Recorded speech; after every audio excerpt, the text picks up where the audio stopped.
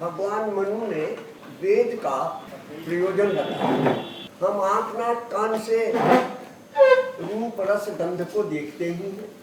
अगर कोई मधुर संगीत चल रहा हो तो हमें अच्छा लगता है, संगीत बेसुरा हो तो बुरा लगता है। कान बता देता है बेसुरा है कि अच्छा है, सुगंध हो तो अच्छी लगती है, दुर्गंध हो तो बुरी लगती है, नाक बता देती है। इसे शास्त्र ने कहा ये प्रत्यक्ष ज्ञान है, यानी इंद्रियों से होने वाला ज्ञान है।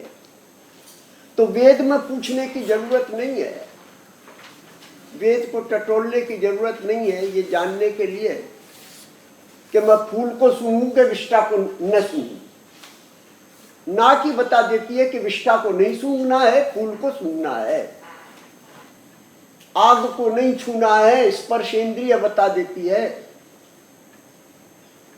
जल को छू सकते हैं, तो इसमें वेद की जरूरत नहीं। फिर अनुमान प्रमाण नाम का एक दूसरा प्रमाण है। अगर कहीं हमें धुआं दिखाई दे जाए तो हमें पता चल जाता है कि वहां अग्नि होगी, वेद की जरूरत नहीं। तो मनु ने कहा फिर वेद की आवश्यकता किस लिए है? अनुमान प्रमाण से और प्रत्यक्ष प्रमाण से अपन संसार का सारा कार्य चला लेंगे, चला ही रहे हैं बिना वेद के, कोई काम रुक तो रहा नहीं। तो मनु ने कहा देखो भाई, जो पेड़ होता है उसका तना, डाली, पत्ते, फूल, पुष्प ये सब दिखते हैं, पेड़ की जड़ नहीं दिखती है।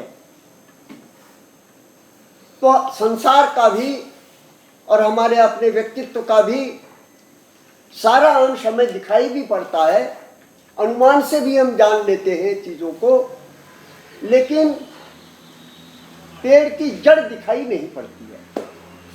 पेड़ की जड़ तो पेड़ पृथ्वी के नीचे है ना, ये दिखाई नहीं पड़ती। तो मनु ने कहा प्रत्यक्षेणानुमित्या वा यस्तु उपायो न बुध्यते तद विदंति वेदेन तस्मात् वेदस्य वेदता। वेद का महत्व इस बात में है कि जिस चीज को अपन इंद्रियों से नहीं जान सकते, बुद्धि से नहीं जान सकते, उस चीज को वेद जना देता है, बतला देता है। वो चीज क्या है उसकी चर्चा अपन कल कर रहे थे और आज भी वो चर्चा चालू रहेगी। वो चीज जो इंद्रियों से नहीं जानी जा सकती, मन से नहीं जानी जा सकती, न तत्र चक्षुर गच्छति न वाग गच्छति, वहां इंद्रियां नहीं जाती, न वाग गच्छति, शब्द से भी कहा नहीं जा सकता, या न मनसा न मनुते, मन से भी उसको जाना नहीं जा सकता। It is not an object of contemplation. क्या अपन विचार करेंगे कि वो क्या है, वो विचार के द्वारा भी वहां नहीं पहुंचा जा सकेगा। यो बुद्धे पर तस्तुस है, वो बुद्धि से परे है। तो कितना ही बुद्धिमान आदमी हो, उसे बिना वेद के उस तत्व को नहीं जान सकता जो तत्व मैं हूं। यही तो कल अपन ने समाप्त किया था कि मैं कौन हूं। तो संस्कृत भाषा बड़ी अद्भुत भाषा है। सवाल उठाया मैं कौन हूं, तो जवाब दे दिया मैं कौन हूं। कहते ये कैसे हो सकता है, सवाल भी वही जवाब भी वही। तो संस्कृत भाषा में कुछ लचीलापन है और कुछ चमत्कार भी है। तो जो सवाल है वही जवाब है। सवाल है कोहम और जवाब है कोहम। अब यहाँ संस्कृत के तो कुछ लोग विद्वान आ ही जाते हैं। ये सवाल था भाई, कोहम, मैं कौन हूं, और जवाब दिया, जवाब भी दिया कोहम। आप कहेंगे ये क्या बात हुई भाई, सवाल और जवाब एक ही कैसे हो गए?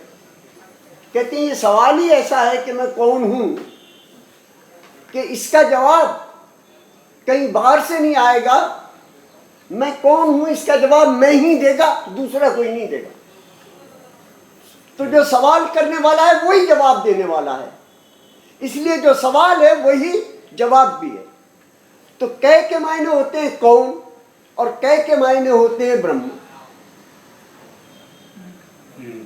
आप कहेंगे कै के मायने, कै का अर्थ, कै ब्रह्म कैसे अर्थ हो गया कै का? क्योंकि कै माने पता नहीं चलता कैसा है, इसलिए ब्रह्म का नाम भी कै रख रखा। फिर जरा थोड़ा नीचे आए, कहे भाई ये क्या तुम पहेलियां बुझा रहे हो? तो कह दिया कि अच्छा भाई देखो तुम्हारे इतना नहीं समझ में आता ना, तो कै का एक अर्थ कर देते हैं आनंद।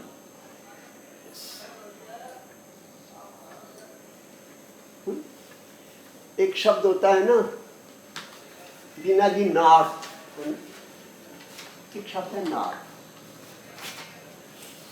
नाक माने स्वर्ग, सुख। तो क्या कहा, संस्कृत का थोड़ा थोड़ा चुटकुले हैं, ये चुटकुले तो नहीं है, गंभीर बात है, पर आपको लगेगा चुटकुले हैं। कै माने सुख, और इसके पहले ए लगा दिया तो इसका अर्थ हो गया दुख, है ना, सुख का अभाव। और इसके पहले न लगा दिया तो डबल नेगेटिव हो गया, दुख का अभाव। तो दुख का अभाव नाक, नाक माने स्वर्ग, जहां दुख नहीं है। तो कह का अर्थ कर रखा है सुख आनंद है।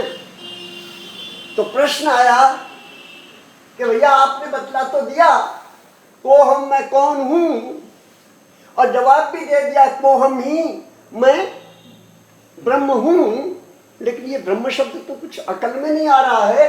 तो उसको उस भाषा में कहा जिस भाषा में अपनी समझ में आ जावे। मैं आनंद रूप हूं, कह का अर्थ कर दिया आनंद। मैं आनंद रूप हूं, आनंद रूप हूं का मतलब भी समझ लें आप। जब हम किसी चीज को किसी चीज का स्वरूप बताते हैं तो उसका अर्थ ये होता है कि वो कहीं बाहर से नहीं आया, उसकी अपनी इंट्रिंसिक नेचर है।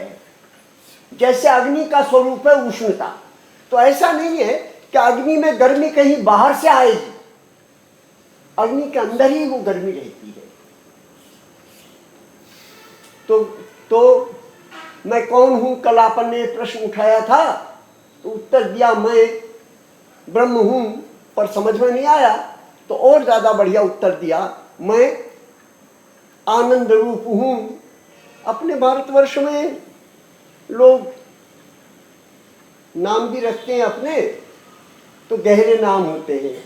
लोगों के नाम होते हैं आनंद स्वरूप, सुना ना आपने? लोगों के नाम होते हैं आनंद स्वरूप। जरा समझ में कम आता है, नाम तो रख लिया, लेकिन क्या मतलब है? माने जैसे मिश्री में मिठास कहीं बाहर से नहीं डालना पड़ता है। आटे का चूरमा बनाना तो मिठास बाहर से डालना पड़ता है। आटे में मिठास नहीं है, चीनी डालनी पड़ेगी तो चूरमा मीठा होगा। लेकिन मिश्री में बाहर से कुछ नहीं डालना पड़ता कि मिश्री मीठी हो जाए। मिश्री मीठा स्वरूप है, मधुर स्वरूप है। तो हम कौन है? देखिए यहां से अपन चले तो बहुत सारी बातें हल हो जाएंगी। हम आनंद स्वरूप है, यानी आनंद को कहीं जैसे मिश्री में मीठे के लिए बाहर से कहीं कुछ नहीं डालना पड़ता है, ऐसे बाहर से कुछ नहीं डालना पड़ेगा, हमारा स्वरूप ही आनंद रूप है। तो फिर वो आनंद रूप स्वरूप अपने को तो नहीं लगता कि आनंद है, अपने को तो दुख लग रहा है। हाँ, हम है तो आनंद स्वरूप, बाहर से तो कुछ नहीं डालना पड़ता, लेकिन हम बाहर से दुख डाल लेते हैं तो वो आनंद छिप जाता है। आप कहेंगे जी हम तो बाहर से कभी भी दुख नहीं डालते, हमेशा सुख ही सुख डालते हैं, पूरी कोशिश रहती है कि सुख डाले। तो पतंजलि ने और ही बात कही, दुखम एवं सर्वम विवेकिनः है। ये जो बाहर से हम डालते हैं इसे भले सुख कहें कि दुख कहें, वस्तुतः ये दुख ही है, क्योंकि ये हमारा स्वरूप नहीं है, ये बाहर से आया है। इस देखिए छोटे छोटे वाक्य बोल रहा हूं मैं, पर इनके कितने गहरे अर्थ हैं। जो कुछ भी हमने बाहर से लिया, शरीर के लिए तो, मन के लिए तो, बुद्धि के लिए तो वो सारा का सारा टेक्निकल शब्द है, विभाव है, स्वभाव नहीं है। ये दो टेक्निकल शब्द है। स्वभाव माने तो मेरा अपना है, और विभाव माने मैंने जो दूसरे से लिया। हमेशा दूसरे से हम दुख ही ले सकते हैं, सुख कहीं से संसार में बाहर से नहीं आ सकता। स्त्री हो के पुत्र हो, पैसा हो के कुर्सी हो, पद हो के प्रतिष्ठा हो, माला पहनाई जाए कि प्रशंसा की जाए, बाहर से जो भी आएगा वो मेरा स्वयं रूप नहीं है। स्वयं माने अपना, रूप माने मेरा। तो फिर मेरा अपना स्वरूप क्या है? मिश्री का स्वरूप क्या है? मिश्री में जो भी डालोगे उससे मिश्री मीठी होगी कि मिठास में उसके बाधा पड़ेगी? वो तो खुद ही मीठी है। अब उसमें जो भी बाहर से डालो आप, मीठे के लिए तो डालने की जरूरत ही नहीं, वो खुद ही मीठी है। जो भी बाहर से डालोगे उससे मिश्री का मीठापन कम तो हो सकता है, बढ़ नहीं सकता। जो भी हम बाहर से डालेंगे उससे हमारा आनंद ढक तो सकता है, आनंद बढ़ नहीं सकता, क्योंकि हमारा स्वरूप ही आनंद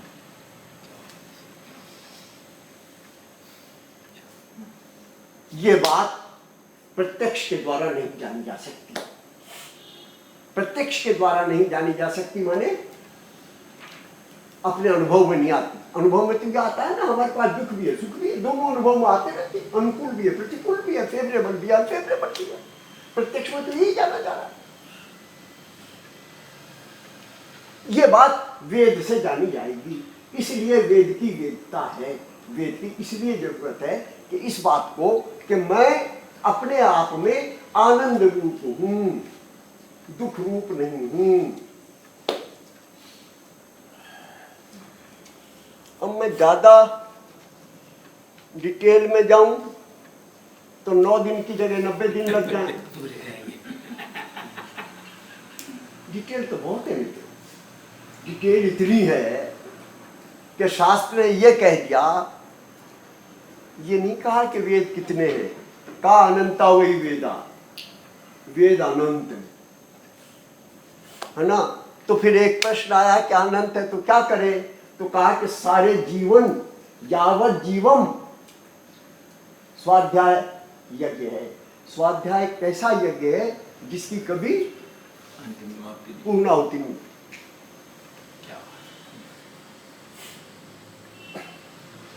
एक सोमयाग हुआ जोधपुर में, मैं उसमें था, 9 दिन चला, जनता में फैल गया भाई कोई बड़ा भारी यज्ञ हो रहा है।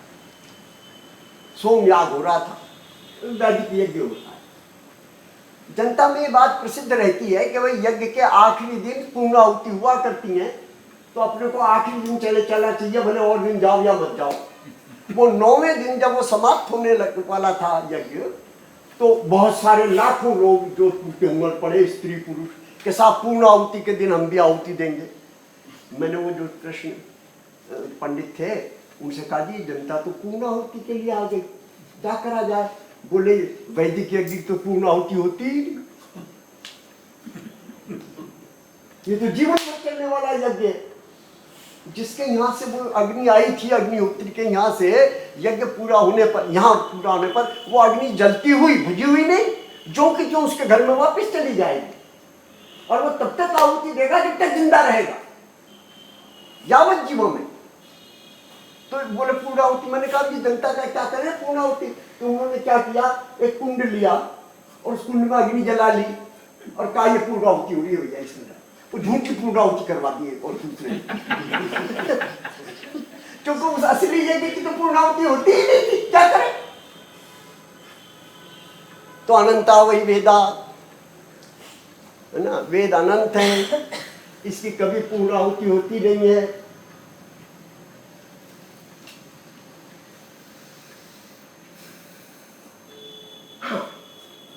अगर ये बात समझ में आ गई कि मैं आनंद रूप हूं, तो और कुछ बात समझने की जरूरत ही नहीं रहेगी, क्योंकि मनुष्य का सारा जीवन आनंद के पीछे ही तो दौड़ रहा है। और क्या हो रहा है?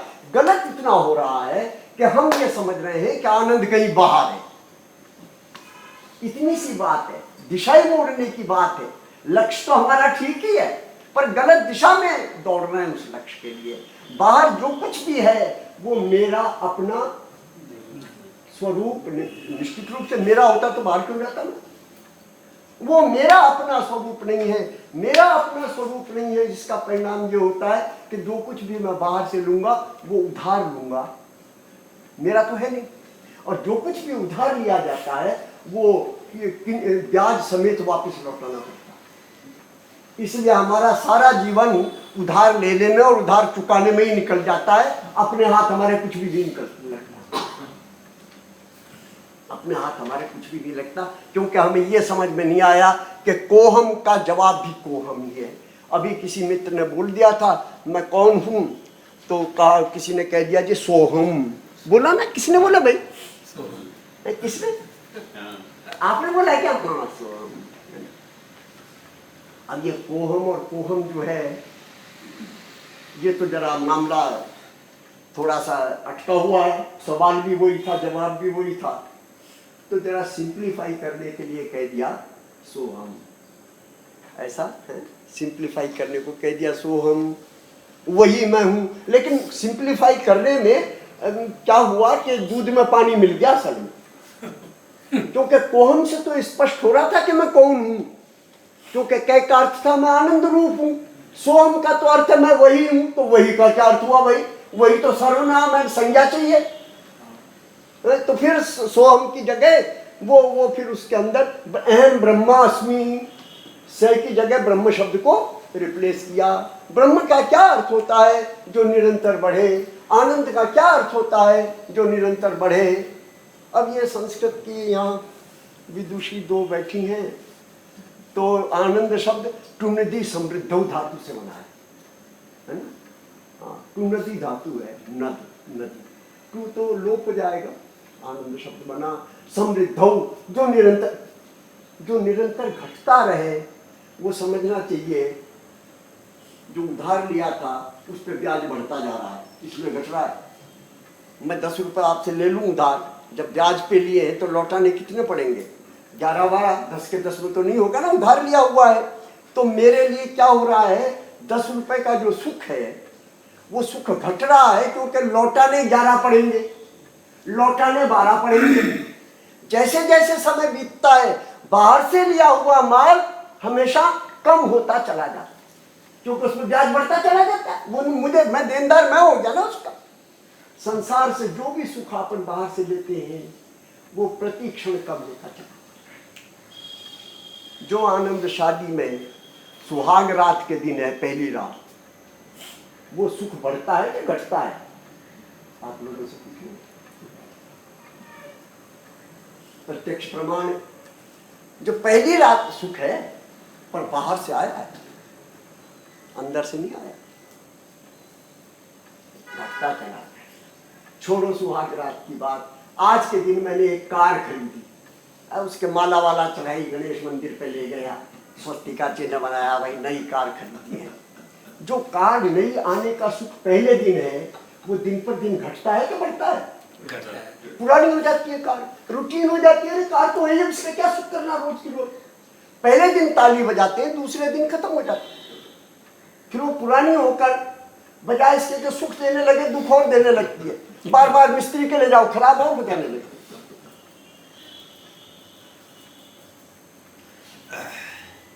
ये एक पहचान हो गई। जो चीज आनंद, जो सुख पहले दिन जैसा हो, उसके बाद दिन पर दिन प्रतिदिन कम होता चला जाए। समझो आपन ने जो उधार लिया था उस पर ब्याज बढ़ता चला जा रहा है, देनदारी बढ़ती चली जा रही है। आज की आज लौटा दूं तो 10 के 10 रुपए लौटा दिए, अभी लिए 10 रुपए अभी लौटा दिए, काय का ब्याज। दूसरे दिन लौटाऊं तो 11 12 15, यहाँ तक कि फिर 10 के 20 नहीं, 30 40 50 मूड से दुगना तिगना। प्रेमचंद की सारी कहानियां इस तरह की बनी हुई हैं। इस तरह जो वो सूदखोर होता है वो गरीबों को चूसता है, ब्याज उसका कभी बेचारे का कर्ज पूरा ही नहीं होता। हमारे जीवन में कभी कर्ज पूरे ही नहीं होते। हम इतना ले लेते हैं दूसरों से, बाहर से इतना ले लेते हैं कि चुका नहीं पाते, और मौत आकर सिर पकड़ लेती है और हम कर्जदार ही बन जाते हैं। तो पहचान हो गई है। जो आनंद प्रतिदिन बढ़े उस आनंद को समझो वो हमारा उधार नहीं लिया है, और जो आनंद प्रतिदिन घटे समझ लो वो हमने उधार लिया। मेरा स्वभाव क्या है? मेरा स्वरूप है वो हम। तो आनंद की मैंने धातु बतला दी, आप लोगों को कह दूं, धातु माने रूप, जिससे वो शब्द बना, वो टुनदी है। टुनदी का अर्थ पाणिनि ने किया समृद्धौ, जो प्रतिदिन बढ़े। मीरा का किसी प्रतिदिन बढ़त समायो, हाँ, प्रतिदिन बढ़ता है। और संसार के सुख प्रतिदिन घटता है।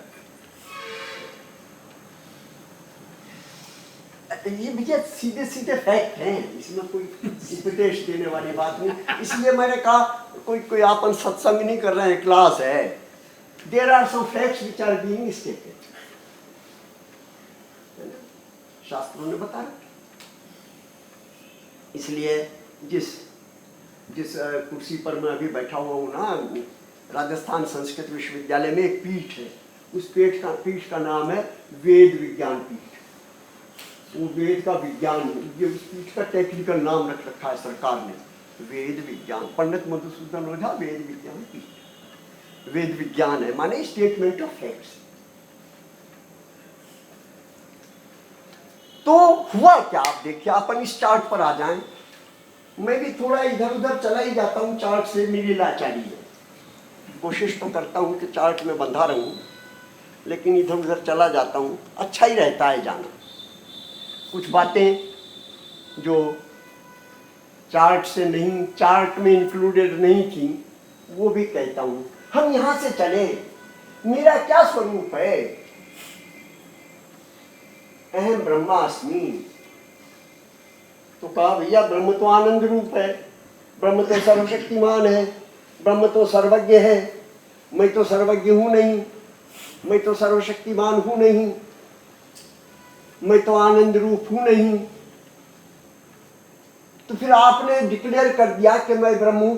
तो डार्विन ने कहा भैया छोड़ो चक्कर, you are an animal, you are a social animal.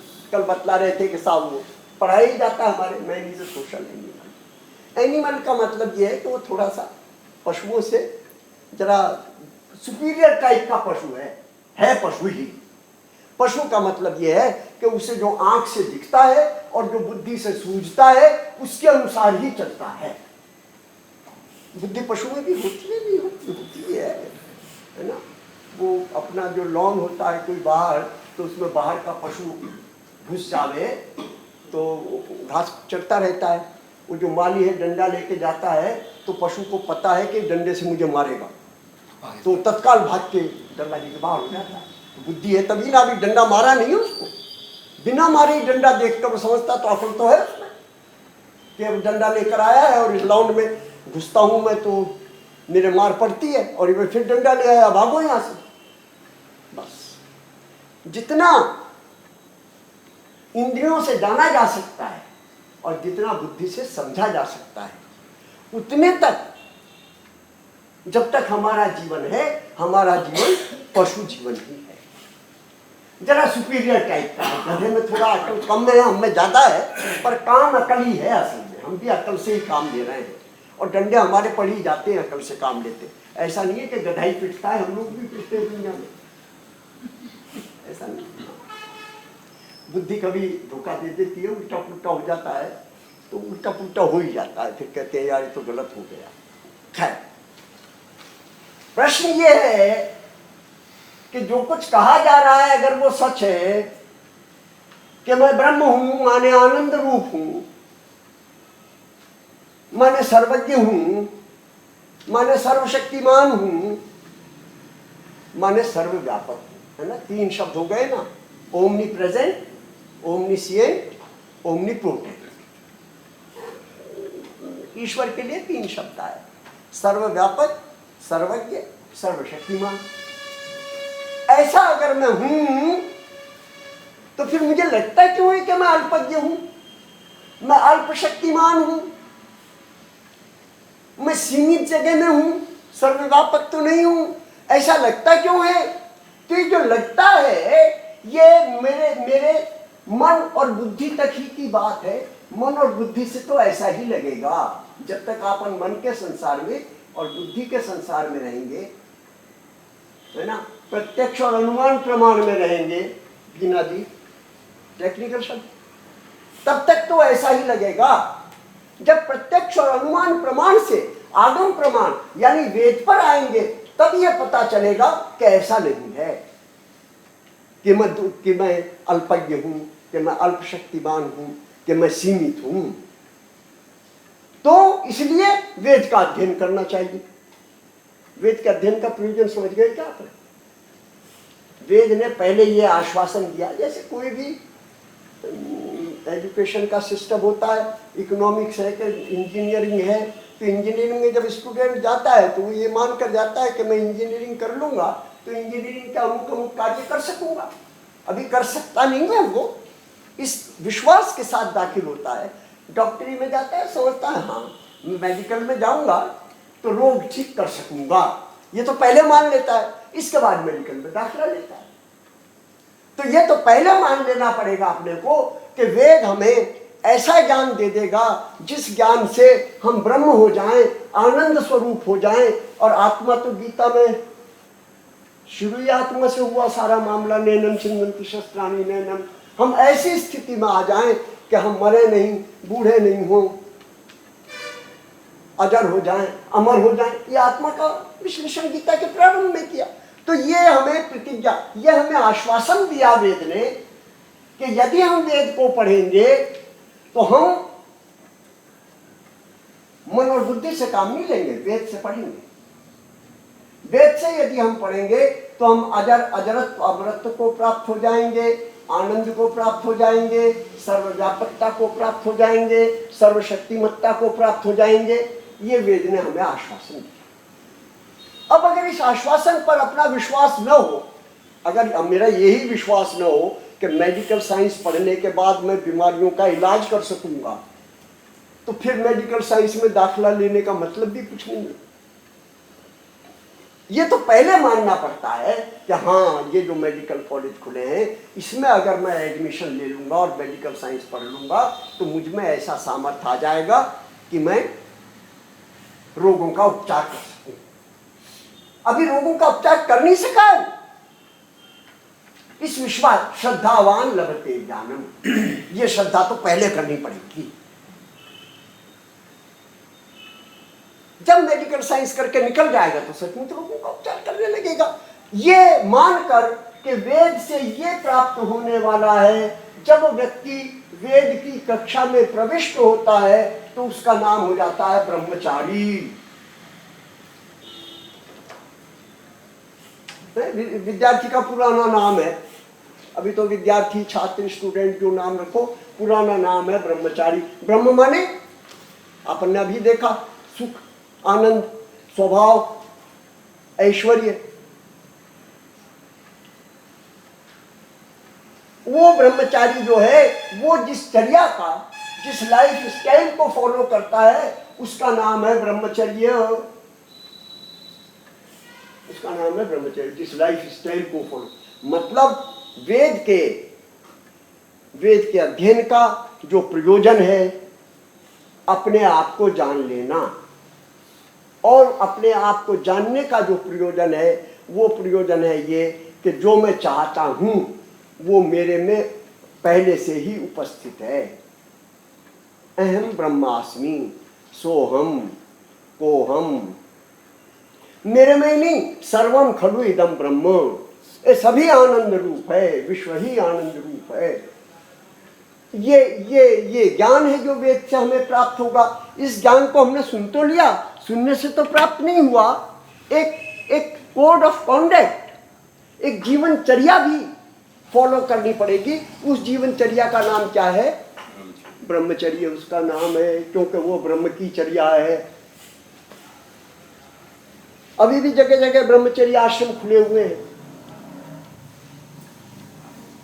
तो डार्विन से हम चले, मैंने कहा ना हम आधुनिक संदर्भ की बात कर रहे हैं ना, तो डार्विन से हम चले तो डार्विन ने बतलाया भैया कोई ब्रह्म ब्रह्म का चक्कर नहीं है, man is an animal, he is an evolve animal, वो जरा विकसित हो गया है। तो कोई शास्त्र, जब ये डार्विन साहब ओरिजिन ऑफ स्पेसीज नाम की किताब लिख रहे थे विकासवाद के संदर्भ में, बड़ी प्रसिद्ध पुस्तक हुई उनकी, जब लिख रहे थे तो उनकी माँ ईसाई थी और भक्त थी। तो उसने कहा कि मैंने सुना है कि तुम संसार के उद्भव की बात कर रहे हो कि ये संसार कैसे बना, ये सारी योनियाँ कैसे बनी। ये तो भैया देखो लिखते समय ये मत भूलना कि इस सृष्टि का एक सृजनहार है, उस सृजनहार का भी जिक्र कर देना। तो डार्विन ने लिखा माँ को कि माँ ऐसा है, मैं तो एक वैज्ञानिक हूँ, मुझे जो चीज़ लेबोरेटरी में मिल जाती है उसी को किताब में लिखता हूँ। जिस दिन सृष्टि का सृष्टा लेबोरेटरी में मिल जाएगा तो सृष्टा का उल्लेख कर दूंगा, और जब तक लेबोरेटरी में ना मिले साइंटिस्ट चीज़ का उल्लेख नहीं किया करते, ऐसी चीज़ का उल्लेख नहीं किया करते जो उनकी प्रयोगशाला में न मिल जाए, चाहे वो प्रयोगशाला कैसी भी हो। सारा संसार ही प्रयोगशाला है, एक्सपेरिमेंट है, लेबोरेटरी है, तो लेबोरेटरी में मिलना चाहिए मुझे। तो उसने कहीं भी ओरिजिन ऑफ स्पीसीज में भगवान का जिक्र, ब्रह्म का जिक्र, ईश्वर का जिक्र नहीं किया। Creation is there, there is no creator, सृजनहार कोई नहीं है। एक बात कह देता हूं तो अनेक बातें सामने आ जाती है। सृजनहार है कौन? कि मैं और आप। तो मैंने कल कहा था प्रजापतिर वही पुरुषो वही प्रजापतिर निर्दिष्ट है, मनुष्य प्रजापति के निकटतम है। आज दूसरा बात कहता हूं, प्रजापति के निकटतम नहीं है, मनुष्य स्वयं प्रजापति है। तो वेद देखो कहां से कहां जा रहा, धीरे धीरे चल रहा है। अभी तो ये कहा था कि प्रजापति के निकट है, ताकि छात्र को थोड़ा तसल्ली मिले, भाई मैं प्रजापति नहीं हूं, कम से कम प्रजापति के निकट बैठा हूं। चलो ठीक बात है, निकट तो आज प्रधानमंत्री के बैठ जाए तो प्रधानमंत्री थोड़ा ही हो जाते, फोटो खिंचवा लेते हैं साथ बैठ के। तो प्रजापति के निकट हूं पहले तो ये कह दिया, सबसे निकट हूं ये कह दिया। लेकिन आज के दिन मैं आपसे दूसरी घोषणा वेद की बतला रहा हूं, प्रजापति को कुर्सी से हटाई दिया और खुद ही बैठ गया। प्राणी वही प्रजापति, जितने प्राणी हैं वो सब प्रजापति हैं। बाप मैं और आप ही नहीं, चींटे मकोड़े सब प्रजापति हैं, सब क्रिएशन कर रहे हैं, है ना। हमारे आपके बीच में जो कारण शरीर बैठा है ना, उस कारण शरीर में जन्म जन्मांतर के जो संस्कार पड़े हुए हैं, वो उस कारण शरीर से ही तो मेरे शरीर का निर्माण हुआ है, मेरे व्यक्तित्व का निर्माण हुआ है। मेरे अपने ही तो कर्म है जिन्होंने मेरे व्यक्तित्व को बनाया है। तो मैं स्वयं ही क्रिएटर हूं, स्वयं ही प्रजापति।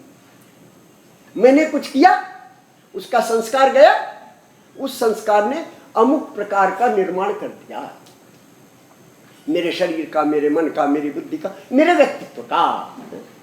वो निर्माण मैंने स्वयं नहीं किया, इसलिए मैं स्वयं ही I am myself creator. इसको दूसरी तरह से कहा, वेद की बड़ी कृपा है कि एक बात को कई तरह से कहता है।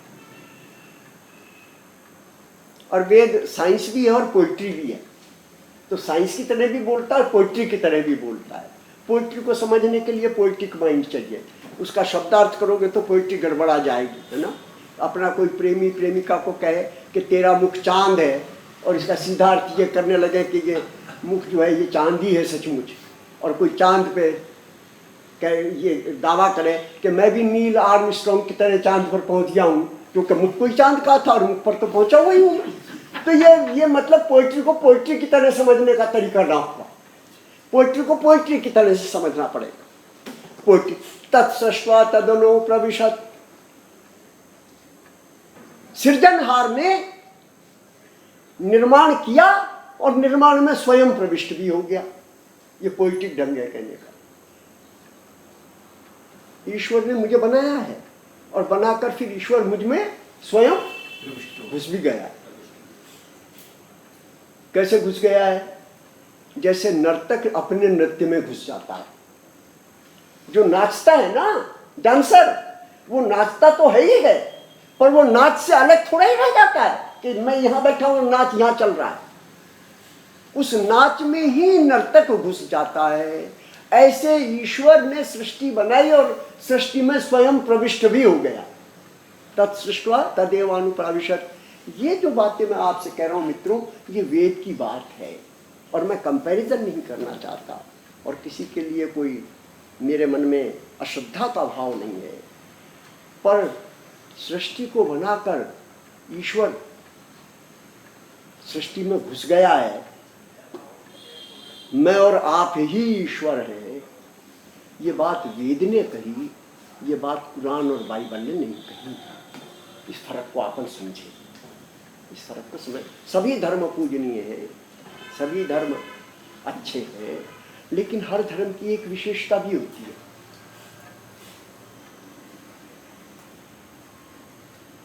शायद हम भी चालू तो यहीं से हुए थे जहां से कुरान और बाइबल चालू हुई। एक आसमान में बैठा हुआ परमात्मा है, उसने सृष्टि को बना दिया है, मुझे और आपको बना दिया है। हम परमात्मा थोड़ा ही हैं, जैसे कुम्हार घड़े को बनाता है ऐसे परमात्मा ने हमें बनाया है।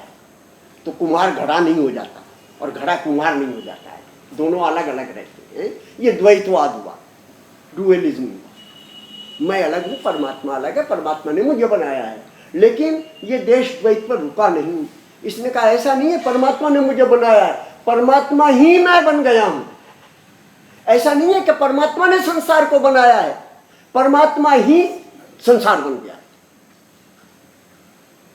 है ना। तो ये इस देश का एक अलग से ही मामला है जो यहाँ पर चिंतन हुआ। इसके फायदे क्या है, नुकसान क्या है, उसमें मैं भी नहीं जाऊंगा। लेकिन इसका एक बड़ा सीधा साधा फायदा ये है, सर्वम खलु इदं ब्रह्म, कि जो कुछ भी दिखाई दे रहा है, चाहे वो मेज हो, चाहे वो कुर्सी हो, ये सब ब्रह्म रूप ही है, ऐसा ईश्वर रूप ही है। इसका क्या अर्थ हुआ? इसका ये अर्थ हुआ, अब मैं आ रहा हूं ये जान लेने पर कि मैं कौन हूं और ये जान लेने पर कि ये सृष्टि क्या है, मेरे व्यवहार में क्या होगा। मैं सबके साथ ऐसा व्यवहार करूंगा जैसे वो ईश्वर ही है, सिर्फ चेतन के साथ ही नहीं, जड़ के साथ भी। तो गोस्वामी तुलसीदास जो थे वो बहुत बड़ी बड़ी बातों को बड़े सीधे सीधे अक्षरों में बोल दिया। सिया राम में सब जग जानी, करहूं प्रणाम जो। मुझे कोई सीताराम अलग ढूंढने की जरूरत नहीं है, जो कुछ संसार में है सब सीताराम ही है। सिया राम में सब जग जानी, करहूं प्रणाम जो पानी। छोटे से मैं सारी बात कह दी। अलबत्ता कल मैंने आपसे एक बात कही थी, आज दूसरी बात कह दूं।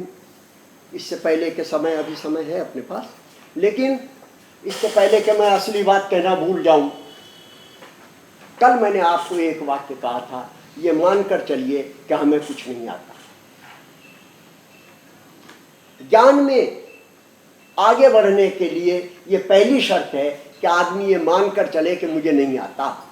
जो ये मान लेता है कि मुझे आता है वो ज्ञान में आगे नहीं बढ़ सकता। कल तो एक बात कही थी, और मुझे कुछ नहीं आता, ये इतना मामला ज्ञान का ही नहीं है, मामला जरा गहरा है। इसका मतलब अहंकार झड़ गया, मैं नहीं जानता।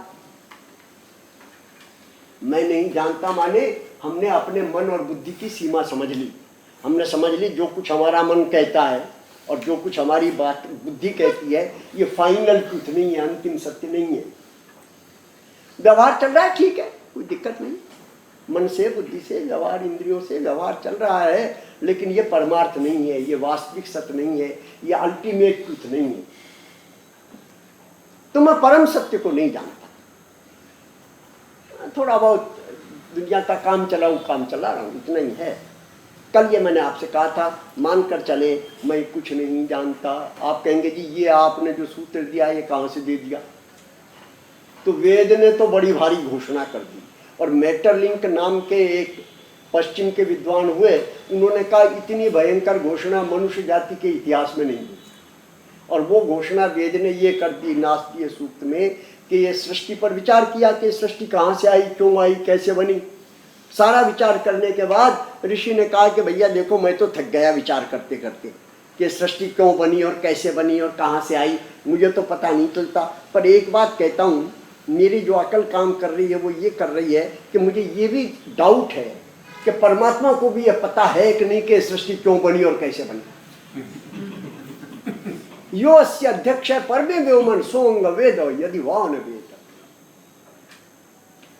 जिसने बनाई है उसको भी मालूम नहीं है बनाई क्यों, ये उसको भी पता नहीं है शायद। तो परमात्मा को भी पता नहीं है तो मुझे और आपको क्या पता लगेगा।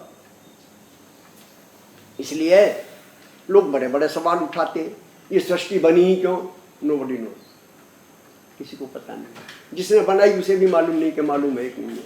मैं इस संसार में क्यों आया, किसी को पता नहीं क्यों आया। क्यों चला जाऊंगा, किसी को पता नहीं। कब आया, तभी क्यों आया, जब आया तभी क्यों जाऊंगा, जिस दिन चला जाऊंगा। मेरी मृत्यु और जन्म का तय कौन करता है, कैसे करता है, कुछ पता नहीं। तो जब इन बातों का पता ही नहीं है तो फिर ये मानकर क्यों बैठे कि हमें कुछ पता है। फिर यही मानना अच्छा है ना कि हमें कुछ पता नहीं है।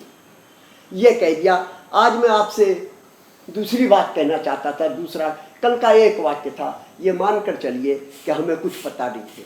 आज मैं दूसरा वाक्य कह रहा हूँ, ये मानकर चलिए कि जो भी हमसे संपर्क में आ रहा है, जो भी हमसे संपर्क में आ रहा है वो ब्रह्म का रूप है।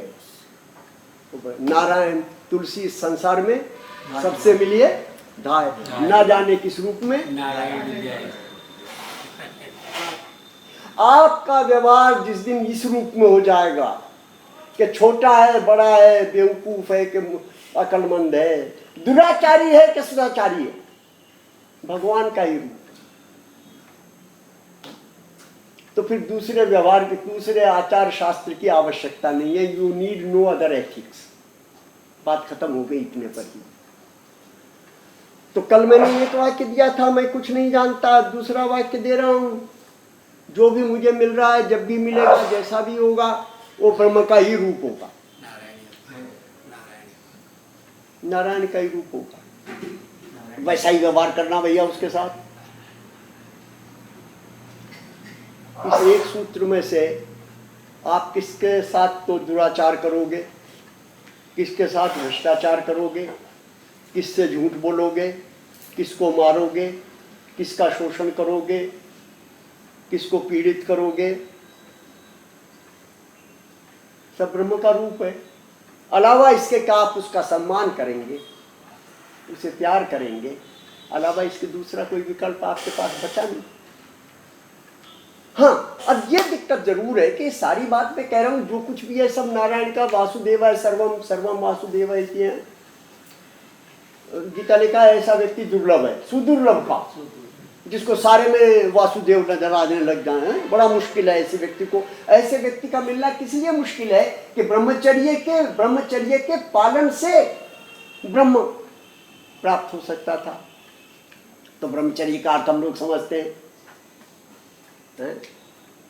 ब्रह्मचर्य आश्रम अब भी खुले हैं जगह जगह। सिर मुंडवा लेते हैं, उस तरफ सिवा लेते हैं ना, ऐसे अंग्रेजी वाले नहीं रखते, चोटी बड़ी रखते हैं, जनेऊ पहने रहते हैं, धोती पहने रहते हैं। ये ब्रह्मचारी है जी, वेद पाठी है। मित्रों, हुआ ये कि इस देश में लंबे समय तक सारी संस्थाएं डिटोरिएट हो गई। ब्रह्मचर्य की संस्था भी वो नहीं रही जो ब्रह्मचर्य का मूल अर्थ था। ब्रह्मचर्य का मूल अर्थ था कि मनुष्य की ऊर्जा किस प्रकार से निम्नगामी न होकर ऊर्ध्वगामी हो जाए। ये अर्थ था। मैंने क्या बोला, आपके ख्याल में आ रहा है मैं क्या कह रहा हूं? मनुष्य में ऊर्जा है, वो ऊर्जा जब निम्नगामी हो जाती है तो मैथुन में बदल जाती है, जब ऊर्ध्वगामी हो जाती है तो ब्रह्म में बदल जाती है। ऊर्जा एक ही है, सिर्फ डायरेक्शन बदलनी।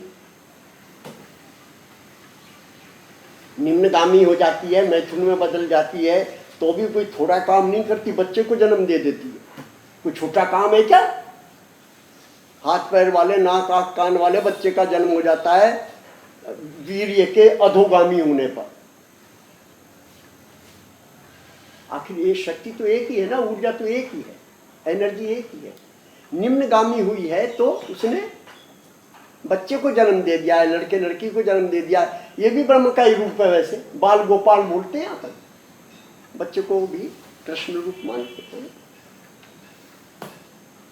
उसके निम्नगामी होने का इतना परिणाम है, अगर वो ऊर्ध्वगामी हो जाए तो फिर बाल गोपाल की बात नहीं है, सारा संसार ही ब्रह्म रूप हो जाए।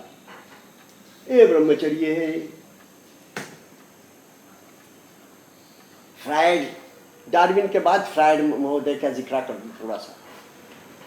फ्रायड आए, उन्होंने कहा देखो भैया, जिस प्रकार शरीर की आवश्यकता है कि भोजन मिलना चाहिए, जिस प्रकार के शरीर की आवश्यकता है कि नींद विश्राम मिलना चाहिए, उसी प्रकार शरीर की आवश्यकता है कि सेक्स उसको प्राप्त होना चाहिए। ये एक फिजिकल नेसेसिटी है मनुष्य, प्राणी मात्र की, मनुष्य की क्या। और प्रकृति ने ये नेसेसिटी इसलिए की है कि प्रजनन हो सके और प्रजनन के द्वारा परंपरा आगे बढ़ सके। तो सेक्स से ही तो बच्चा होता है, और बच्चा होता है उसी से तो ट्रेडिशन आगे जाती है ना। उसको वेद ने कहा प्रजा तंतु मां व्यवच्छेदी। ये जो प्रजा है, तंतु माने धागा है, एक धागे से मेरे परदादा से दादा, दादा से पिता, पिता से मैं से मेरा पुत्र, ये तंतु, ये धागा है, इसको तोड़ना नहीं है, ये चलना चाहिए। जिक्र करूंगा इसका क्या मतलब है? कौन है भैया जो मैं ये कह देता हूँ जिक्र करूंगा, उसको नोट कर लिया करे ताकि मुझे याद दिला दिया करे कि आपने कहा था जिक्र करूंगा, फिर इसका तो जिक्र कर दो, मैं भूल जाऊंगा कि मैंने कहा प्रजातंतु मां व्यवच्छेदी क्या है, ये मुझे याद दिलाना, इसका उल्लेख करूंगा। क्या मतलब है इस बात का कि जब तक आप संतति पैदा नहीं करेंगे, ए पुत्र से गति नास्ति, जब तक संतान नहीं होगी आपकी गति नहीं होगी। इसका क्या अर्थ है, क्या चक्कर है ये संतति वाला, इसकी भी बात करूंगा। लेकिन अभी मतलब मेरा कहने का ये था कि फ्रायड ने हमें सीधा सीधा ये समझा दिया। मैंने वाक्य लिखा, कोई विशिष्ट स्थान नहीं, विशेष स्थान नहीं है मनुष्य का। ये डार्विन ने कहा। जैसे इसका अर्थ ये हुआ कि मनुष्य भी जैसे और 84 लाख योनियां हैं, वैसे भी मनुष्य एक योनि है, इसका कोई विशेष स्थान नहीं है। ऐसा कुछ नहीं है कि जैसे और सारी योनियां आहार निद्रा भय मैथुन से संतुष्ट रहती हैं, ऐसे मनुष्य भी आहार निद्रा भय मैथुन तक ही सीमित है, इसके अलावा कुछ और उसको करने की आवश्यकता है, इसका कोई अर्थ नहीं है। और कुछ करना माने देयर इज नो क्रिएटर, कोई सृजन करता है ही नहीं, तो उसको प्राप्त करूंगा, ये मूर्खता की बात है। और तत्सृष्ट्वा तदेवानुप्राविशत पुरुषो वही निर्दिष्ट है प्रजापति, प्रजापति रे वही पुरुष है, वगैरह वगैरह। सब स्टेटमेंट का कोई अर्थ नहीं है। प्रकृति है, प्रकृति में इवॉल्व हो रहा है, विकास हो रहा है, और उस विकास के होते होते मनुष्य बन गया। हो सकता है बंदर से बन गया, वन मनुष्य से बन गया, हो सकता है आगे और विकास का क्रम चले तो मनुष्य से अधिक विकसित कोई और स्पेसी पैदा हो जाए, ये हो सकता है। ये एक प्रकार से डार्विन ने ब्रह्म को हटा दिया, तो फ्रायड ने ब्रह्मचर्य को हटा दिया। उसने कहा भैया ये क्या आजन्म ब्रह्मचारी और आदित्य ब्रह्मचारी, ये क्या चक्कर चलाया है तुमने? सेक्स तो जीवन की आवश्यकता है, इसको भोगेंगे नहीं, ये बात कहां से? बाल ब्रह्मचारी, बड़े बड़े संत महात्मा अपने नाम के साथ जोड़ जोड़ से लिखते हैं, बाल ब्रह्मचारी, आजन्म आदित्य ब्रह्मचारी। माने कभी हमने विवाह शादी सेक्स का भोग किया ही नहीं, ऐसा दावा बड़े पूजनीय है। केवल भारत में नहीं है, विदेश में भी, जैसे रोमन कैथोलिक पादरी होते हैं, ये शादी ब्याह नहीं करते। अलबत्ता फ्रायड ने ब्रह्मचर्य की नींव हिलाई, ये कहकर के सेक्स को एंजॉय करना मनुष्य की बेसिक नेसेसिटीज में से है। इसके बड़े दूरगामी परिणाम हुए। ये जो पोप है रोम में बैठे हुए, इनके यहाँ जब बड़े बड़े बिशप्स की बैठक होती है तो ये मानकर चला जाता है कि भाई जो पादरी है वो ब्रह्मचारी होगा, शादी नहीं करेगा। हुआ ये, अखबारों में आता रहता है कि पादरियों में विकृतियां पैदा हो गई, यानी अननेचुरल तरीके से सेक्स को भोगने लगे हैं। पोप के पास शिकायतें आती हैं, अपने भारत के अखबारों में आ जाती हैं खबरें कि साहब ये पादरी ने ये कुकर्म कर लिया, ये कुकर्म कर लिया। अब पोप साहब बड़े परेशान है कि क्या किया जाए इसका। ये खाली पोप की ही परेशानी नहीं है, इस देश में भी जो संत महात्मा हैं जिनकी परंपरा में विवाह नहीं किया जाता है, गुरु होता है और गुरु का शिष्य हो जाता है, तो गुरु भी ब्रह्मचारी रहता है और उसका शिष्य भी शादीशुदा नहीं होता है। ऐसी परंपराएं हैं। उन लोगों से मेरा कुछ निकट का संपर्क रहता है, कभी कभी व्यक्तिगत संपर्क रहता है। वो सब भी इस बात से परेशान हैं कि भाई ब्रह्मचर्य का पालन कैसे किया जाए। तो फिर विकृत ढंग से, अननेचुरल ढंग से और आपत्तिजनक ढंग से ब्रह्मचर्य का खंडन होता है, स्खलन होता है, भारत में भी, भारत के बाहर भी। मामला कह रहा है, अपने हमारे जीवन काल में महात्मा गांधी आखिरी आदमी हुए जिन्होंने ये कहा कि संतति निरोध के लिए कृत्रिम साधन नहीं बरतने चाहिए, ब्रह्मचर्य के पालन से ही संतति निरोध करना चाहिए। महात्मा गांधी ने ऐसा कह दिया था, उसके बाद और किसी ने ऐसा कहना बंद कर दिया क्योंकि लगा ये इम्प्रैक्टिकल मामला है। संतति निरोध के विपक्ष में मुसलमान और ईसाई भी हैं। वो कहते हैं ये खुदा के रास्ते में अड़चन डालना है कि आप बर्थ कंट्रोल करें, परमात्मा की देन है, तो बच्चे हो रहे हैं तो हो रहे हैं, आप उसको रोक क्यों रहे हैं। लेकिन जनसंख्या की समस्या है।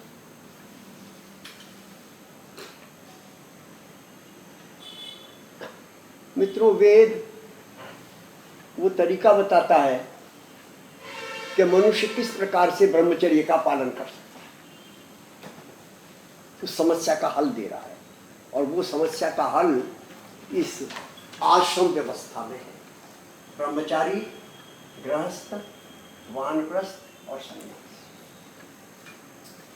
इस आश्रम व्यवस्था में क्या तरीका है कि जीवन के 25 वर्ष व्यक्ति को ऊर्जा के अर्जित करने में लगाने चाहिए, व्यय करने में नहीं। खर्च नहीं करना है, जमा कर, पहले जमा तो हो जाए तब खर्च करने की बात आएगी। ये 25 वर्ष लगाए, ऊर्जा अर्जित तो हो गई लेकिन ओवरफ्लो करना चाहती है, बाहर निकलना चाहती है, तो गृहस्थ है। प्रजातंतु व्यवच्छेद, उस ऊर्जा का उपयोग करें आप पितृ ऋण चुकाने में। जैसे माता पिता ने आपको पाल पोस कर, शिक्षित कर कर और देश को, समाज को, राष्ट्र को एक अच्छा नागरिक दे दिया, अगर माता पिता ठीक ठाक थे तो उनका अपना अलग कर्तव्य है, एक अच्छा नागरिक दे दिया, उसी प्रकार आप भी एक अच्छा नागरिक देश को देकर जाएं, पितृ ऋण चुकाएं, ऊर्जा का उपयोग करें। ऊर्जा का ठीक से उपयोग होगा तो आपको पता चलेगा कि ऊर्जा का केवल उपयोग यही नहीं है कि बच्चे पैदा किए जाएं, ऊर्जा का एक उपयोग ये भी है कि धर्म का पालन किया जाए। ये वानप्रस्थ है, ये धर्म पुरुषार्थ है। यहाँ आपने ब्रह्मचर्य आश्रम में अर्थोपार्जन की सामर्थ्य पैदा की। क्या आप जीवन की आवश्यकताओं की, रोटी कपड़े मकान की आवश्यकताओं के पूर्ति के लिए कौन कौन से हुनर आपके पास आने चाहिए, ये एक एक स्थिति थी। दूसरे में आपने वो जो पदार्थ माने जीवन की आवश्यकताओं की पूर्ति की सामग्री के जो साधन थे रोटी कपड़े मकान को जुटाने के लिए, उसको जब पूरा किया तो आपने अपनी कामनाओं की, अपनी इच्छाओं की पूर्ति की। शरीर को रोटी कपड़ा मकान चाहिए, मन को इच्छाओं की पूर्ति चाहिए, इच्छाओं की पूर्ति करें, इस हद तक करें कि आपकी इच्छाएं निश्शेष होकर आप वानप्रस्थ में जा सकें। एक ग्रेजुअल प्रोसेस है, एक ग्रेजुअल प्रोसेस है। यहां तक कि आपकी इच्छाओं की पूर्ति इतनी हो जाए that you can have a sense of fulfillment। हाँ, सब कुछ मिल गया। और सब कुछ मिल जाने के बाद आप इस स्थिति में चले जाएं, क्या मुझे कुछ करना नहीं है, लेकिन संसार के लिए करूंगा, अपने लिए करने को कुछ शेष, ये संन्यास हो गया। जरा गीता आपके पास है तो 3 अध्याय का 22वां श्लोक निकालें और कृष्ण देखें क्या कह रहे हैं।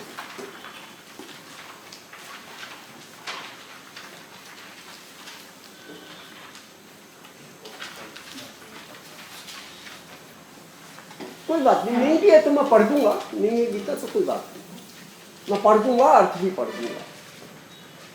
कृष्ण ये कह रहे हैं, आश्चर्य की बात है, न मे पार्थास्ति कर्तव्यम त्रिषु लोकेषु किंचन नानाप्तम अवाप्तव्यम वर्त एव च कर्मणि। हे अर्जुन, मुझे तीनों लोकों में कुछ भी करने योग्य शेष नहीं है। I have no duty to fulfil. कर्तव्य का अर्थ होता है मुझे ये कर्म करना चाहिए, क्योंकि यदि मैं ये कर्म नहीं करूंगा तो मुझे अमुक चीज नहीं मिलेगी। कृष्ण कह रहे हैं ऐसी स्थिति मेरे साथ नहीं है कि मैं ये नहीं करूंगा तो ये नहीं होगा।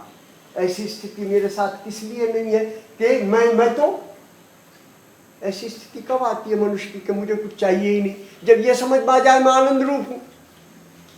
चीनी मिठास के लिए किस चीज की इच्छा करें, वो खुद ही मीठी है। तो कृष्ण कह रहे हैं पहचान है, जिस दिन आपको ये लगने लगे कि मुझे कुछ भी करना शेष नहीं है, उस दिन समझिए आप आत्मज्ञानी हो जाए। और जब तक ये लगता रहे ना ना अभी तो करना बाकी, अरे गीता तो पढ़नी बाकी है और कुछ नहीं है, तो अभी समझिए आत्मज्ञान में गड़बड़ है, आत्मज्ञान में कम, कुछ भी करना शेष है। कृष्ण बोल रहे थे नमे पार्थास्तिकम त्रिषु लोकेषु, तीनों लोक में किंचन, कुछ भी करना शेष नहीं है। न अनाप्तम अवाप्तव्यम, कोई ऐसी चीज नहीं है जो मुझे प्राप्त नहीं हुई है और प्राप्त करनी है। ये कब होगा? जब ये समझ में आ जाए मैं आनंद रूप हूं, मैं ब्रह्म रूप हूं, ये समझ में आ जाए तब। इसलिए मैंने कल कहा था पहले ये पता चले कि मैं हूं कौन, तो फिर जब कुछ भी करना शेष नहीं है तो कुछ भी नहीं करूंगा। तो कृष्ण कहते हैं नहीं ऐसा नहीं, वर्त एव च कर्मणि, लेकिन मैं कर्म तो करता ही हूं। ये संन्यास है, उसको अपने लिए कुछ प्राप्त नहीं करना, उसको प्राप्त करने अपने लिए कुछ भी करने की आवश्यकता नहीं है। फिर भी कर्म करता है। कर्म क्यों करता है वो 23वें 24वें श्लोक में आगे देखें।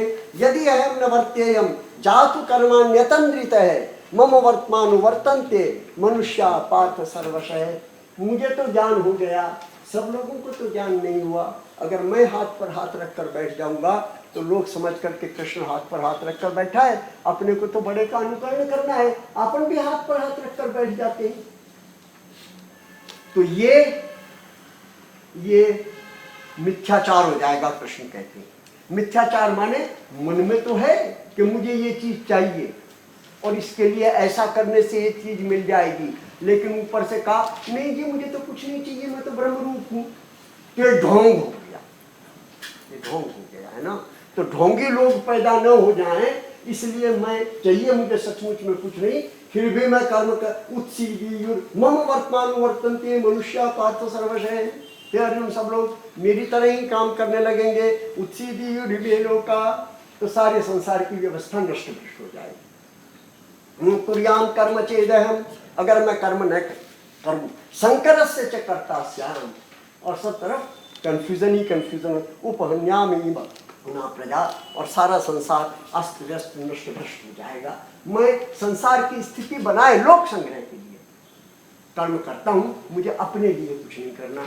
ये सन्यासी की स्थिति है। जो इस स्थिति में आ गया वो सन्यासी है। जो इस स्थिति में आ गया, दो प्रकार के ऋषि होते हैं, एक ब्रह्म ऋषि एक राज ऋषि। पटवर्धन जी आए हुए हैं, गलती से मैंने कल इनको फोन कर दिया, करना नहीं चाहिए था। ऐसी राजनेता का क्या आदर्श है? राजऋषि। जिस दिन इस देश का राजनेता, इस देश का क्यों सारे संसार में एक ही बात लागू होगी, जिस दिन राजनेता ये समझने लगेगा जो राजगद्दी पर बैठा है मुझे अपने लिए कुछ नहीं चाहिए, लेकिन मैं संसार के हित के लिए कर रहा हूं, इससे कम में सौदा पटेगा नहीं। There is no compromise. जब तक उसके मन में ये रहेगा कि मुझे कुछ अपने लिए भी चाहिए, तब तक वो किसी ना किसी टेढ़े मेढ़े रास्ते से मर्यादा का उल्लंघन करेगा ही करेगा, कुर्सी का दुरुपयोग होगा ही। ये काम फैलती। आपने जब ढलान बना दी तो पानी नीचे की तरफ बहेगा ही, है ना। स्वार्थ मन में है, ये ढलान बन गई, इस ढलान में से मन पानी है, वो मन फिर स्वार्थ की पूर्ति में लगेगा ही। एक्स हो के वाई हो, जेड हो के ए हो, फर्क नहीं पड़ता, जैसा नागनाथ वैसा सर्पनाथ। ये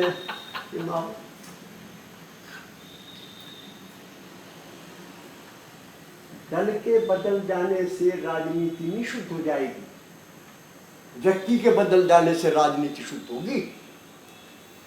ऐसा नहीं है कि एक्स पार्टी की जगह वाई पार्टी का रूल आ जाएगा तो बढ़िया हो जाएगा सब काम, में भी कुछ मार्जिनल डिफरेंस पड़ जाए, लेकिन बेसिकली कुछ डिफरेंस पड़ेगा नहीं।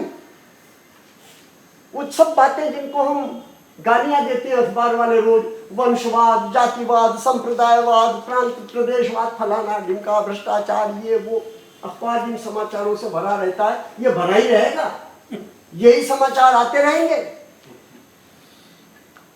एक्स पार्टी आ गई या वाई पार्टी, क्योंकि बात तो वहां की वहां है। ये बात तो नहीं निघती न में पार्थास्ति कर्तव्यम त्रिषु लोकेषु किंचन। कृष्ण की भी विनती अगर करे तो वो राजऋषि है, ब्रह्म ऋषि नहीं है। दंड लिए रहते राजनीति में ही है कृष्ण, पूरे के पूरे किसी संन्यास आश्रम में जाके गायत्री का जप नहीं कर रहे, सुदर्शन चक्र लिए घूम रहे हैं, घोड़े के चाबुक लिए घूम रहे हैं, शंख लिए घूम रहे हैं, सारे काम बेहुदे ही हैं उनके। यानी राजनीति है पूरी की पूरी, राजनेता ही है वो ये डिक्लेयर कर रहे हैं भैया।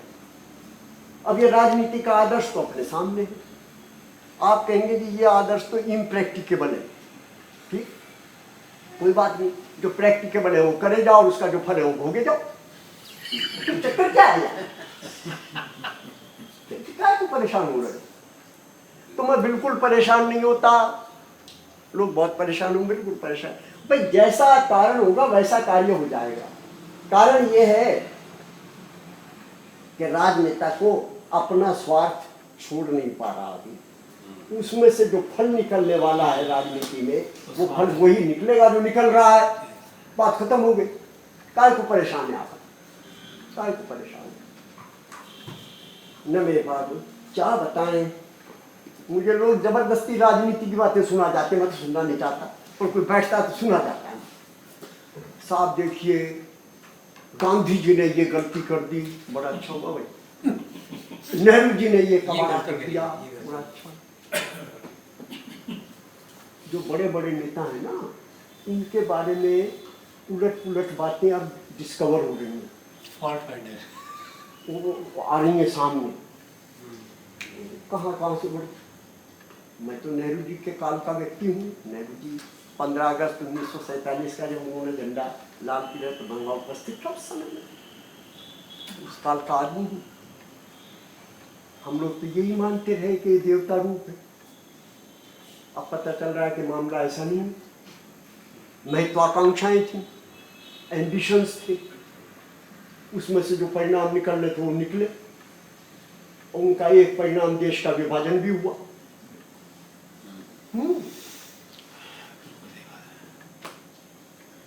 और फिर उसके बाद जो हो रहा है वो अपने सामने है सारा का सारा। भैया देखो बात तो यहाँ बता रखी है, और सीधे सीधे शब्दों में बता रखी है। नमे पार्थास्ति कर्तव्यम त्रिषु लोकेषु किंचन, मुझे तीनों लोकों में कुछ नहीं चाहिए। ये तीन लोग बीच में कहाँ से घुस गए? क्योंकि 3 प्रकार की ऐषणाएं होती है मनुष्य में। जो चाहता है तो 3 तरह की चीजें चाहता है। एक तो उसके पास वित्तेषणा होती है, मुझे पैसा चाहिए। एक उसके पास लोकेशना होती है, मुझे यश चाहिए। और एक उसके पास पुत्रेषणा होती है, मुझे फॉलोअर चाहिए। तो नेता में 3 प्रकार की ऐषणा होती है, इसलिए 3 लोग की बात कर रहा है। हाँ, 3 लोग, कोई ऊपर के लोग नहीं है, इसी लोग के 3 लोग हैं। तो नेताओं को 3 चीज चाहिए ना। पैसा चाहिए, पैसे के बेचारा इलेक्शन ही कैसे लड़ेगा, प्रैक्टिकल प्रॉब्लम है।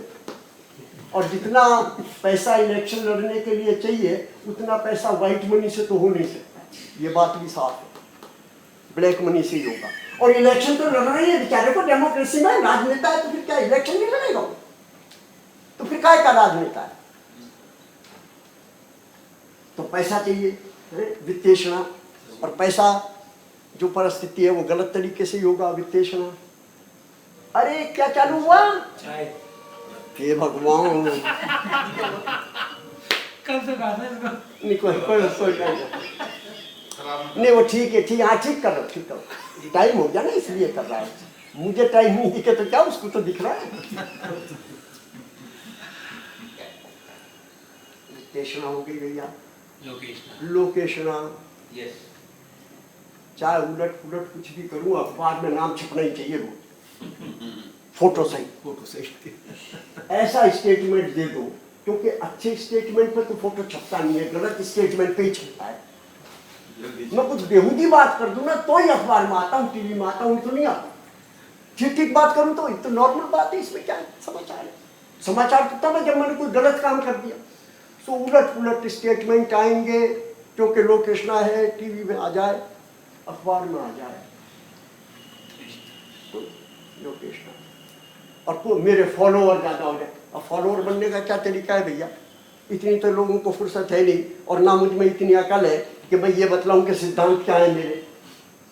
सीधी सीधी है, मैं भार्गव हूं ना, तो भार्गव के वोट तो मुझे मिलने ही चाहिए, बात खत्म।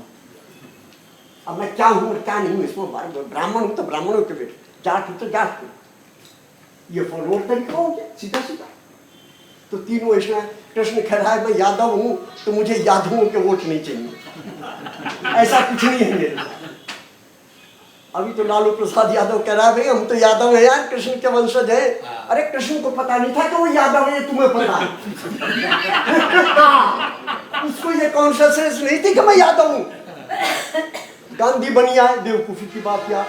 Gandhi is a man of national stature, उसको बनिया तो था, इसमें कोई शक नहीं, लेकिन वो बनिए पने में उसको घेरना कितनी मूर्खता है। नेहरू ब्राह्मण था, इसमें कोई शक नहीं, पर उसे ब्राह्मण कहना कितनी बेवकूफी। दे आर नेशनल लीडर्स, वो ब्राह्मणों के लीडर नहीं है, बनियों के लीडर नहीं है, भारत के लीडर है। ये बात समझ में आती है क्या आज के नेता?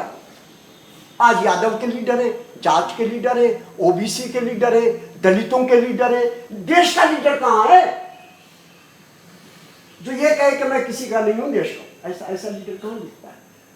कहते तो सभी हैं, पर अंदर मन में रखते हैं वो, जब वो इलेक्शन के टिकट, भैया ये कौन सी कॉन्स्टिट्यूएंसी है, यहाँ पर जाट कितने, राजपूत कितने, मीना कितने, हिसाब फैलाते। ये फॉलोअर्स कैसे बात, ये भाई चाय दे दो हफ्ता की मैं बंद हूँ कुल।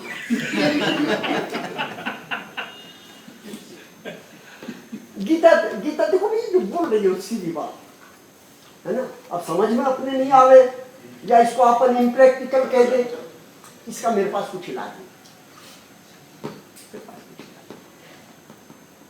आपके पास हो तो मुझे बड़ी खुशी होगी कि साहब ये तो इम्प्रैक्टिकल है, अब हम आपको प्रैक्टिकल तरीका बताते हैं। तो आई एम ओपन, मेरे को ऐसा नहीं है, मुझे नहीं नजर आता कि राजनेता में ये 3 ऐषणाएं हो और वो भ्रष्ट ना हो। ऐसा कोई तरीका, ये 3 ऐषणाएं रहेंगी तो वो कुछ ना कुछ गलत काम करेगा ही। इसका दल से कोई लेना देना नहीं, इसका दल से कुछ लेना देना नहीं। इसलिए कभी कभी हुआ ये कि यहाँ मेरा वो वोटर वो बना ही नहीं था, वो जो होता है इसका आधार पर वोट दिया, बना नहीं था। पिछली बार जब इलेक्शन हुआ मैंने कहा मैं कहाँ से वोट दूं, बोले कि आपका नाम नहीं है यहाँ, आप जाओ। मैं वापिस आ गया घर, वोट नहीं देना। इस बार वोटर कार्ड बन गया, वोटर कार्ड बनने के बाद अब मुझे लग रहा है कि मैं किसको वोट करूं। वोटर कार्ड तो बन गया, कौन है जो कहे कि मुझे कुछ नहीं चाहिए? कौन है कि लेकिन संसार की भलाई के लिए मुझे कुछ न चाहते हुए भी? राजनेता सामान्य चीज नहीं होती है, राजऋषि होता है, बड़ी बात होती है।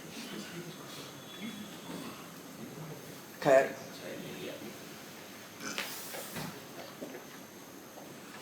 तो हम अपनी एनर्जी को कैसे अधोगामी होने से बचाकर ऊर्ध्वगामी कर सके, ये ब्रह्मचर्य, ये ब्रह्म की चर्या है। तो आपने जान तो लिया हम ब्रह्म हैं, सुन तो लिया, जान कहाँ लिया? सुन तो लिया कि हम ब्रह्म हैं। इसे जानेंगे कैसे? जानने का कोई उपाय नहीं अलावा ब्रह्मचर्य के, है ना। अपन यहाँ विद्यार्थी बनकर बैठे हैं ना। मैंने एक को कहा, मैंने कहा तुम्हें विद्यार्थी कहता हूँ, बुरा तो नहीं मान गए?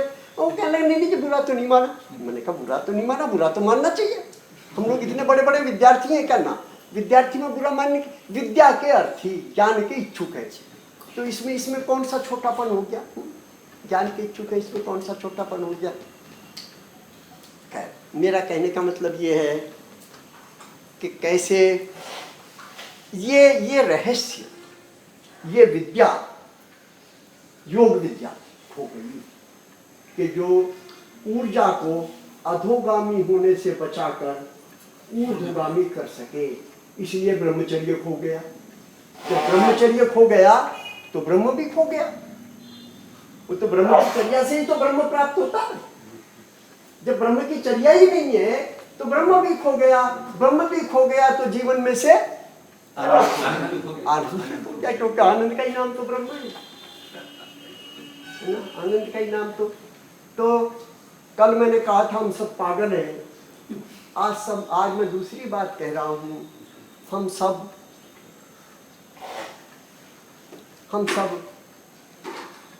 अभाव में जी रहे हैं। We are leading a life of scarcity. हमें सब तरफ अभाव, ये भी नहीं है, ये भी नहीं है, ये भी नहीं है, ऐसा ही नजर आ रहा है, ऐसा नजर नहीं आ रहा है, ये भी है, ये भी है, ये भी है। और मित्रों, जिसको ये नजर आता है ये भी नहीं है, ये भी नहीं है, ये भी नहीं है, वो नास्तिक है। और जिसको ये नजर आता है ये भी है, ये भी है, ये भी है, वो आस्तिक है। अगर आपको जीवन में अभाव ही अभाव नजर आ रहे हैं, ईश्वर का कुछ लेना देना नहीं है, तो फिर आप ये समझ लेना हम पक्के नास्तिक हैं। क्योंकि हमारे पास पैसा भी नहीं है, लड़का भी नालायक निकल गया, पत्नी भी रोज झगड़ा रखती है। सब तरफ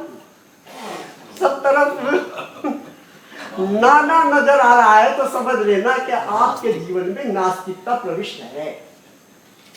और अगर ये नजर आ रहा है कि ये भी है, ये भी है, अरे जितना मैं डिजर्व करता हूँ उससे 10 गुना ज्यादा मुझे मिला हुआ है, अपनी तरफ भी तो देख, तू है कौन?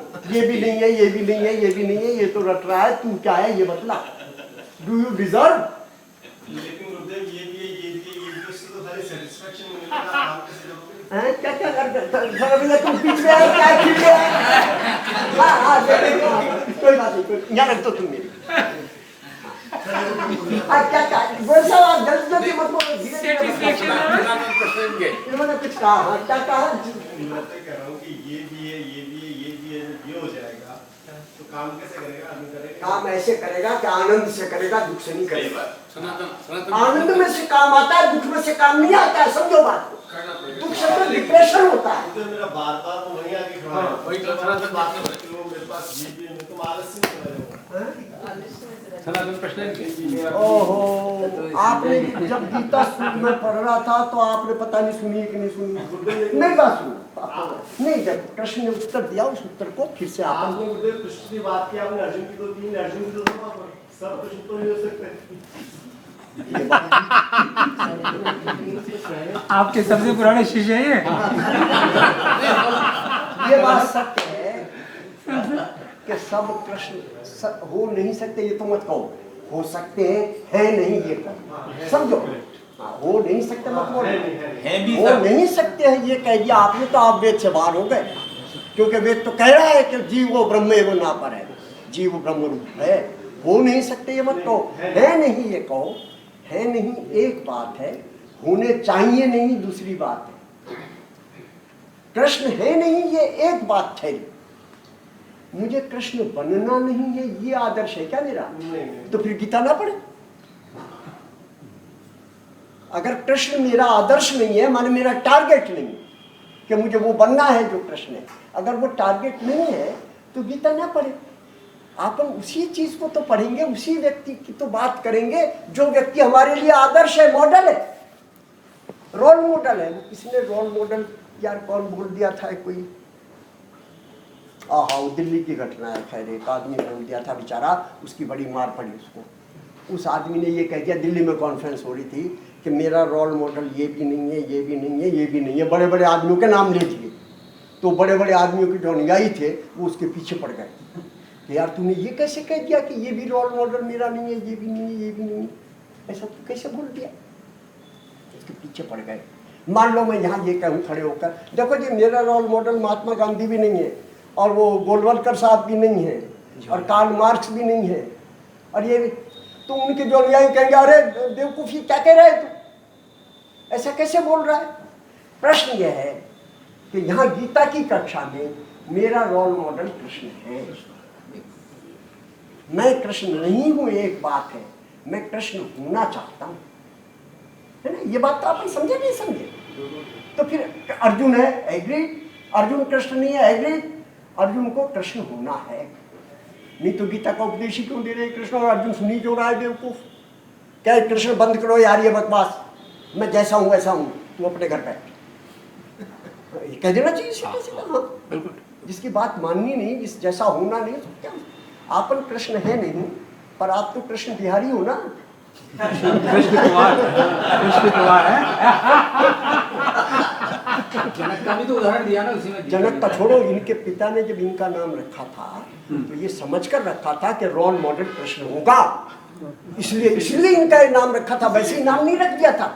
माता पिता बड़ा सोचते हैं कि भाई नाम क्या रखे बच्चे का, वो नाम रखे जो उसका आदर्श हो जीवन का।